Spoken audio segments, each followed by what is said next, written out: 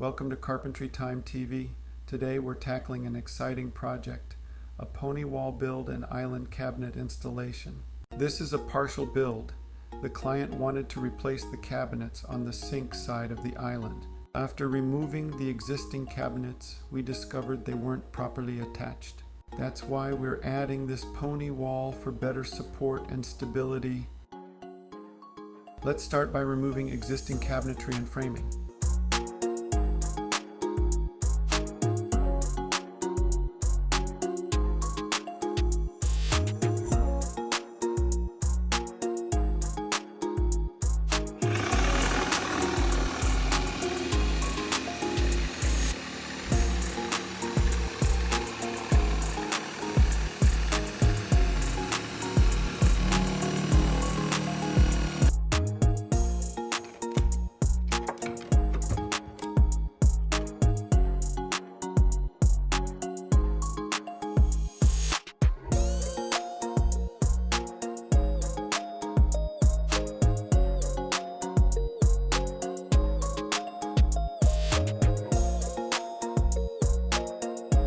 Now that the demo is completed, let's start with the pony wall framing.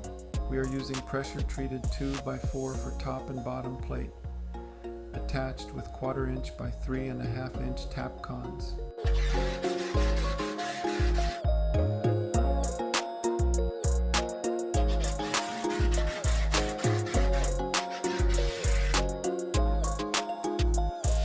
At this point, we are removing all the existing framing.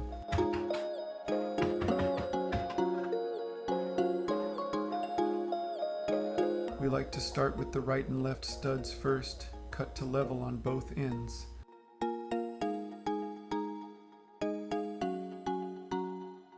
Attaching pressure-treated top plate to studs with 2.5 inch coated screws. It's crucial to make sure everything is perfectly level at this stage. Getting it right now will save you from unnecessary headaches later during the finishing work. After confirming that your top plate is 100% level, it's time to mark your studs at 16 inches on center. Measure each stud individually and cut to size. Since the finished height of a cabinet base is typically 34.5 inches, you'll subtract the thickness of the top and bottom plates, making your studs roughly 31.5 inches.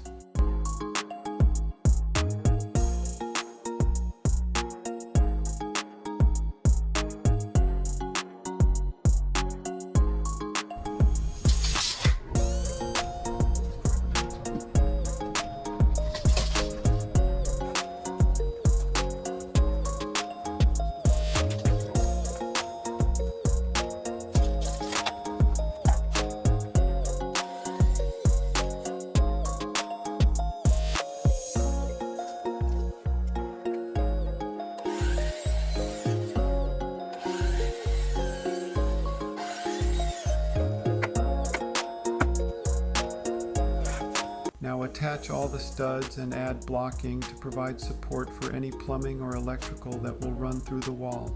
This ensures everything stays secure and in place. Use 2.5 inch coated screws to fasten studs.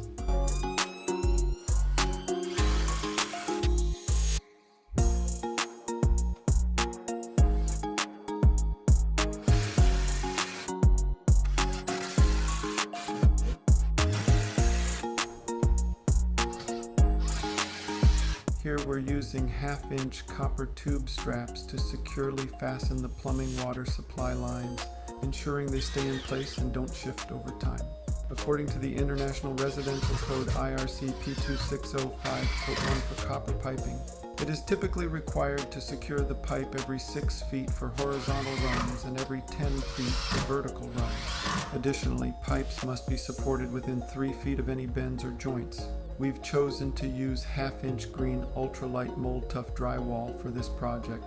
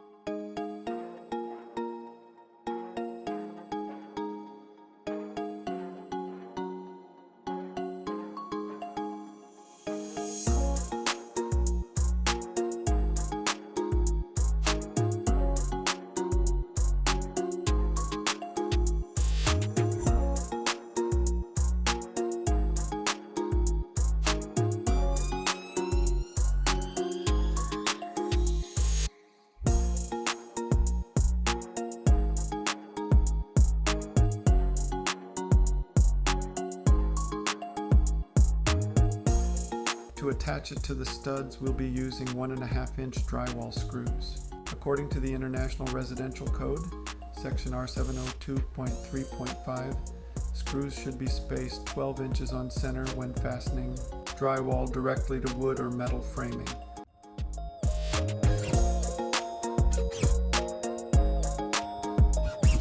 We prefer to install our screws a bit closer together, around 8 inches apart.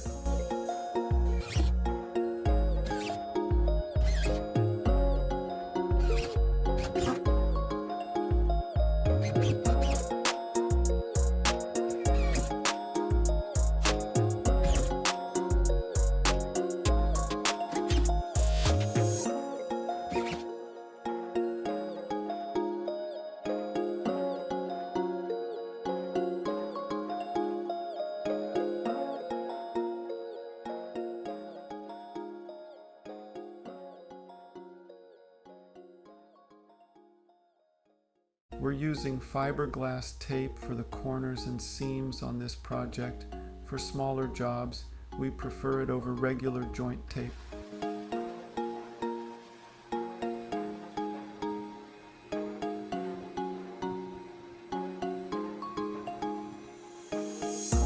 To keep things moving, we're going with a 45-minute joint compound, ensuring it's dry and ready for primer by tomorrow morning.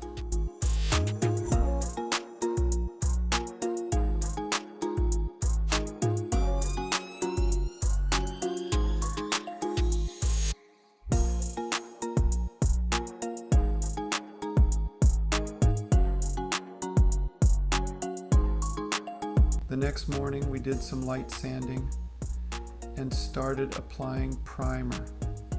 Make sure to give the new walls at least 2 coats for proper coverage, and you want to make sure the walls are sealed prior to installing your cabinetry.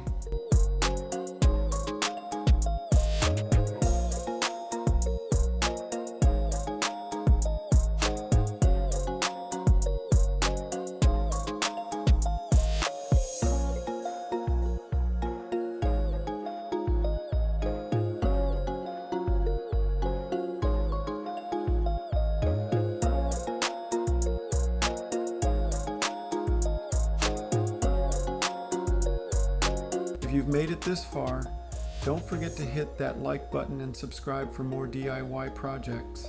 How does it look so far? What do you guys think? Let me know in the comments. I think it came out pretty good, especially considering all the walls will be covered up. Enough said.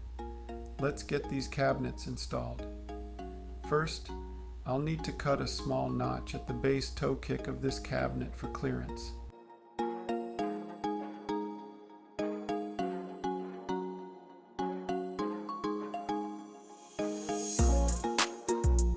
I can't emphasize this enough. It's absolutely crucial to make sure your cabinets are 100% level. Right now we're using our Drywall laser light to bring everything into alignment. We want to level each corner, all 4 corners of the cabinet. This ensures that everyone coming in after you, like the countertop and backsplash guys, will have a level surface to work with. It'll give a much nicer final product. Your cabinet doors and drawers will likely be in alignment, less adjustments to make at the end. So keep your work surface level, it's that important.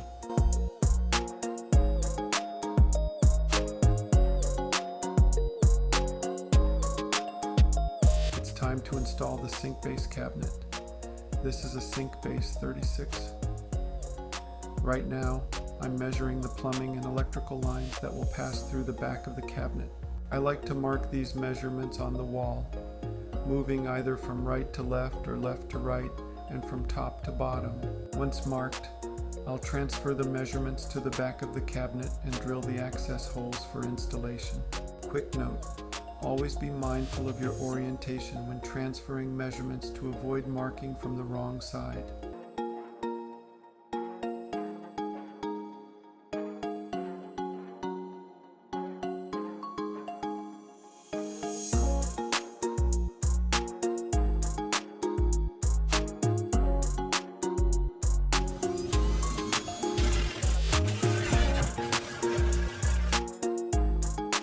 When using a hole saw, it's important to drill with care to avoid damaging your material. Start by drilling until you see the center bit peeking through the opposite side. Once you reach that point, stop. Then move to the opposite side and continue drilling through. This technique helps prevent tear out, ensuring a clean finish inside your cabinets. Remember, patience leads to precision. Don't forget to drill your access holes for the dishwasher drain line and supply line. Start by drilling a hole at the top side of the cabinet for the dishwasher drain access. This will provide a clear path for the drain line. Next, drill a second hole at the bottom base of the cabinet. This hole will accommodate both the supply line and the electrical line for your dishwasher. For both holes, a 2-inch hole bit is typically recommended.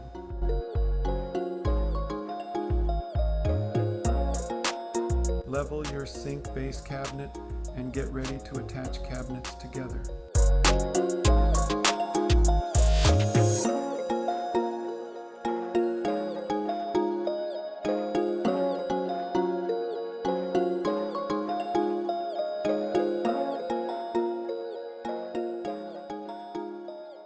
To securely attach your cabinets together, use 2.5-inch number 8 screws for the face frame.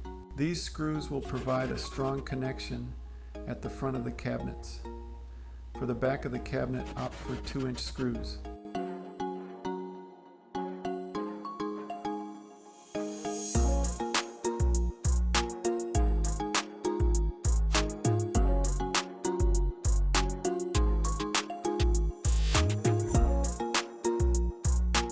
It's time to align the doors. After aligning, take a moment to vacuum any dust and debris from inside the cabinets. Finally, install the drawers, ensuring they glide smoothly and fit snugly. These finishing touches will enhance both the functionality and appearance of your cabinetry. Now let's install the dishwasher bracket. This step is essential, as it prevents the countertop installers from needing to drill into the countertop to secure the dishwasher. By properly installing the bracket, you'll ensure that the dishwasher stays securely in place, while also protecting your countertop from unnecessary damage.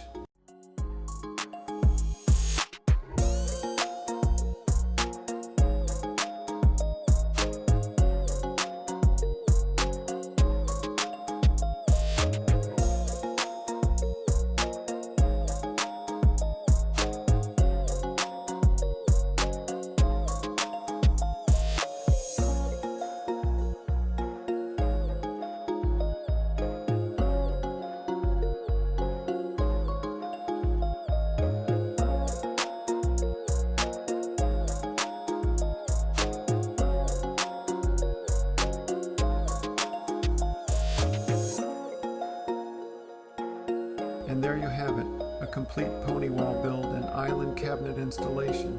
I hope you found this video helpful for your DIY projects. If you enjoyed the content, please hit that subscribe button to stay updated with our latest videos. Thanks for watching, and we'll see you on the next one.